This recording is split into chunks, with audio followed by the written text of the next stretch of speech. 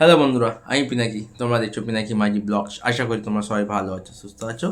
এখন আরেকটা নতুন ভিডিও নিয়ে চলে এসেছি। এই ভিডিওতে ইন্ডিয়ান সিনেমা সংক্রান্ত বেশ কিছু আপডেট দেবো, তো প্লিজ কেউ স্কিপ করবে না। চ্যানেল নতুন হলে সাবস্ক্রাইব করো, ভিডিও ভালো লাইক করো, কমেন্ট করো, শেয়ার করো।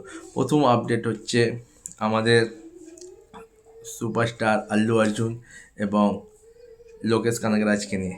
দেখো, লোকেশ কানাগরাজের যে লাস্ট মুভি ছিল কুলি, সেটা বক্স অফিসে বলতে পারো ডিজাস্টার হয়েছে, এবং তারপরে লোকেশের যে কটা প্রজেক্ট ছিল সেই প্রজেক্টগুলো কিছুটা হলেও পিছিয়ে গেছে।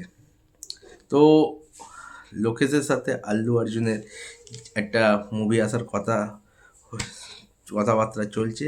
সেই মুভিটা প্রথমে আমাদের আমির খানকে অ্যাপ্রোচ করা হয়েছিল, এটা সুপার হিরো সিনেমা। এখন শোনা যাচ্ছে আল্লু অর্জুনের সাথে লোকেশের সেই সিনেমা নিয়ে কথাবার্তা চলছে। হিরাম্বু কায়া মায়াবী, এই সিনেমাটার হয়তো নাম হতে পারে হিরাম্বু কায়া মায়াবী। তো লোকেশের সাথে আল্লু অর্জুন এই কম্বিনেশনটা যদি হয়, সেটা দেখার কেমন হয়। সেকেন্ড আপডেট হচ্ছে আমাদের কালকি টুকে নিয়ে। দেখো, কালকি টুতে দীপিকা পাড়ুকোনকে বাদ দেওয়া হয়েছে, কিন্তু কালকিতে দীপিকা পাড়ুকোনের যে ক্যারেক্টারটা ছিল এবং তার যা পারফরমেন্স ছিল, তো তার রিপ্লেসমেন্টে আমরা কাকে দেখতে পাবো, বা তার রিপ্লেসমেন্ট হিসাবে প্রথমে শোনা ছিল আলিয়া ভাটের নাম। কিন্তু ইদানিং যে নামটা চর্চায় উঠে এসেছে, সেই নামটা শুনে ভাই আমি তো খুব খুশি, খুব হ্যাপি। সেই নামটা হচ্ছে প্রিয়াঙ্কা চোপড়া। যেহেতু বারাণসীতে প্রিয়াঙ্কা চোপড়াকে আমরা দেখতে পাবো, সেই জন্য কালকি টু দীপিকার যে ক্যারেক্টারটা আছে সেটার জন্য প্রিয়াঙ্কা চোপড়াকে অ্যাপ্রোচ করা হয়েছে। কারণ প্রিয়াঙ্কা চোপড়া সেটা অ্যাকসেপ্ট করে কিনা সেটাই দেখার। যদি প্রিয়াঙ্কা চোপড়া দীপিকার ক্যারেক্টারটা করে, তাহলে কিন্তু আমি তো বলবো একদম পিওর জাস্টিফাই হবে। থার্ড আপডেট হচ্ছে স্পিরিটকে নিয়ে।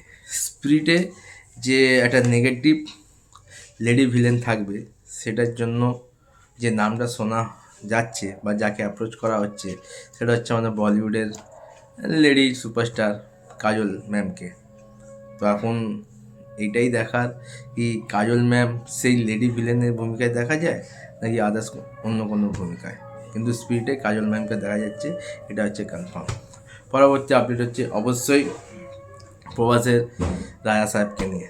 রায়া সাহেব জানুয়ারি 9 তারিখে রিলিজ করছে, এবং শোনা যাচ্ছে এই সিনেমাটার রান টাইম 3 ঘন্টা 15 মিনিট হতে চলেছে, যেটা ইন্ডিয়ান সিনেমা যে কোনো হরর মুভির ক্ষেত্রে একটা মাইল ফলক। মানে 3 ঘন্টা 15 মিনিটের এখন অবধি ইন্ডিয়ান সিনেমাতে কোনো হরর মুভি হয়নি। পরবর্তী আপডেট হচ্ছে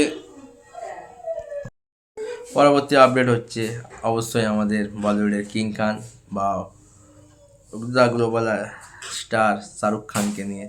শোনা যাচ্ছে কিংয়ের পরে এসআরকের যে নেক্সট মুভি আসবে বা যে নেক্সট মুভিটা করবে, সেটা হচ্ছে আমাদের বলিউডের talented choreographer plus director Farah খানের সাথে।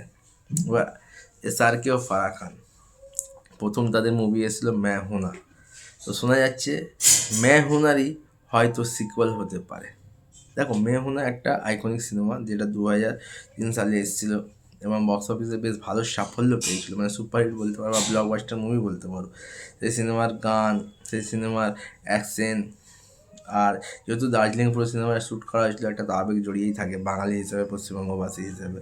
তো শোনা যাচ্ছে কিংয়ের শ্যুটিং শেষ হলে এসআরকে যে নেক্সট প্রজেক্ট হবে, সেটা হবে ফারাহ খানের সাথে ম্যায় হুঁ না। এখনও এটা কোনো অফিসিয়াল কনফার্ম আসেনি। যদি এরকম কোনো অফিসিয়াল কনফার্ম আসে, তাদের থেকে খুশি হওয়ার কিছু নেই।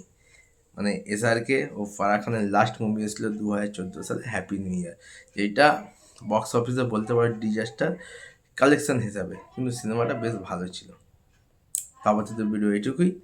দেখা হচ্ছে নতুন ভিডিও নিয়ে, ততক্ষণ টাটা।